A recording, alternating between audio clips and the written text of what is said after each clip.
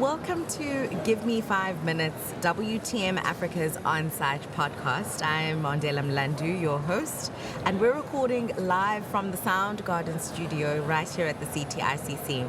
I'm joined by Julie Cottrell, who is a guide and part of Tourism That Cares. And Julie, welcome to our podcast. Oh, thank you for having me.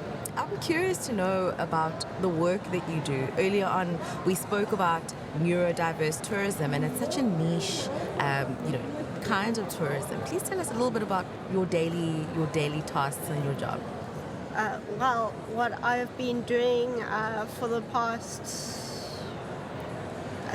more than 6 months, is I've been developing training materials for lodges and hotels, and then more recently I developed training materials for a transfer company, and basically teaching the staff of these companies how to better cater to people who are neurodiverse, so autism, ADHD. Those are the two main ones that people know because they're talked about a lot, but it's quite a wide umbrella that has a lot of different disabilities and neurotypes underneath it. So you'll get things like even Down syndrome is put under this umbrella, and bipolar disorder, anxiety, depressive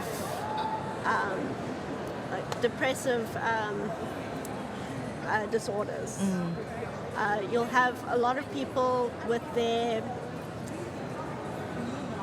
brain regulates differently from, say, a neurotypical person. Why is it so important for businesses to be inclusive for neurodivergent travelers? Well, the way I see it is that, this is quite a wide range of people that are just ignored by travel agencies, by hotels and lodges, by, people sort of hide the people that they're a bit embarrassed about away. And, there's this thing where if you don't have accessibility for people in public life and in places where people are seen publicly, then you won't see them, and then you'll think that they're more and more rare. These people aren't rare, they're just, a lot of the times they feel so overwhelmed in these public spaces that they don't really have the opportunity to be seen. And I think it's really important because, from my side of things, I have ADHD. I was diagnosed with this at a very, very young age. And, I really struggled in school. And one of the things that I really brought me joy throughout my life, even though I was really struggling in school, really depressed, really not doing well, was being in nature. I was in Scouts, and then, I did hikes and I did camping, and I was also involved in the Honey Badger Club, and then later the BMAD Club at Johannesburg Zoo, where I was learning a lot about the different animals and looking after them. We'd make toys for them, we'd hide food around the enclosures, give them some behavioral enrichment. By the way, BMAD stands for Behavior Enrichment, Making a Difference. Lovely. Yes. So I really, from a very young age, wanted to work with animals, wanted to work in nature.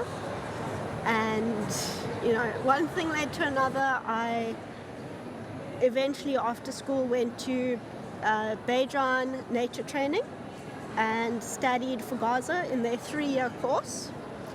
And I finished that, went to Sanborna Sanborna Wildlife Reserve, and I was working in their kids club for a while. And then when my contract came to an end, and eventually Adrian Langer, who was talking, he's my boss, he found me, and he was doing this Tourism That Cares Neurodiverse Travelers project, and he decided that I was perfect for that position, and here we are. That's amazing.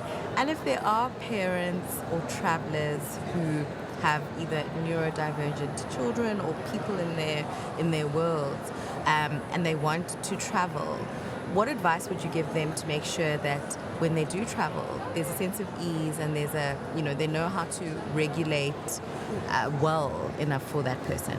Well, I think that this is something that's very, from person to person, different.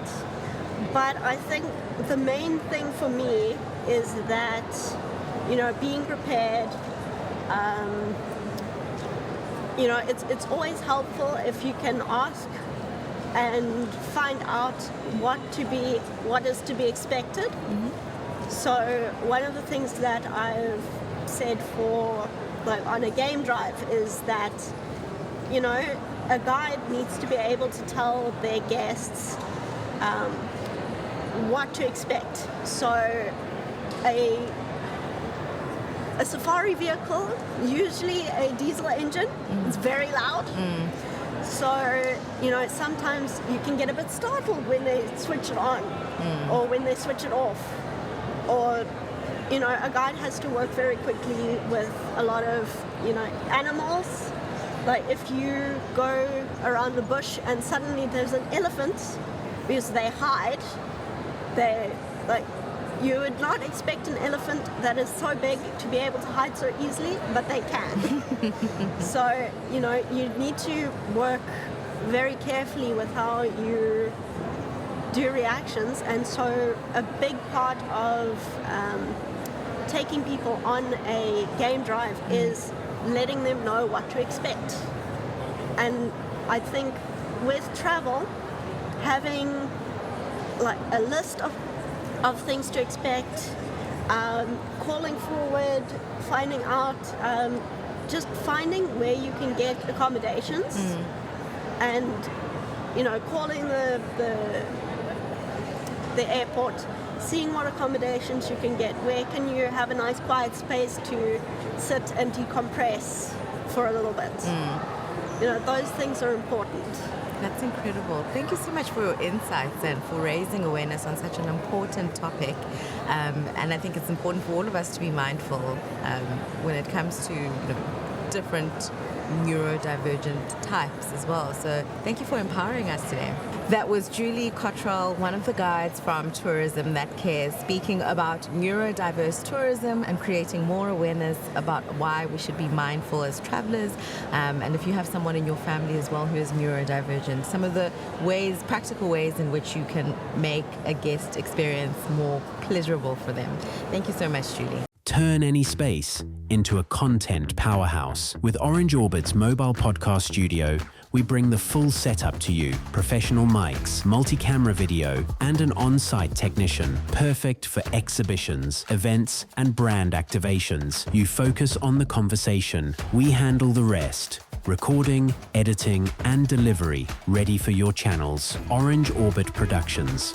Real conversations, real content, anywhere.